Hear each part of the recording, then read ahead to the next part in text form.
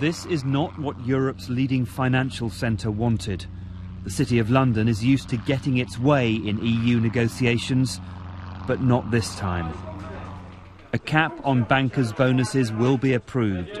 1 year's salary rising to 2 only if a clear majority of a bank's shareholders agree. As EU finance ministers gathered in Brussels, it was clear that the UK was in a minority of one in speaking out against the deal. The UK has by far the largest financial sector in Europe, and it argues that the bonus cap could make it harder to rein in excess. We do have concerns that in some aspects the proposals put forward in this directive on bankers' pay will undermine that. In other words, it will push salaries up.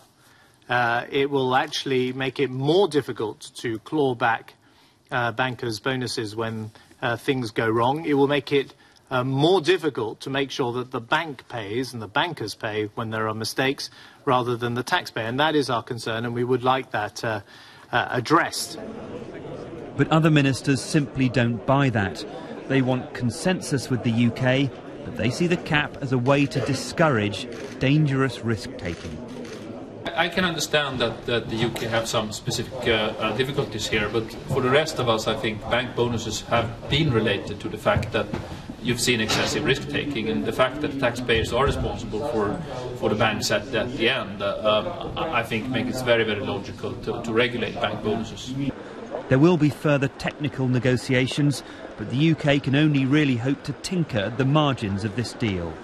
EU officials say any alterations, including a closer link between bonuses and long-term performance, would have a pretty small impact on the total amount of bonus that can be paid. It is pretty much unprecedented for a significant piece of financial legislation to pass in Europe without British backing, but that could be about to happen. Other countries see the bonus cap as a politically popular move, but there are those in the City of London who fear this is a sign that British influence in Europe could be on the wane.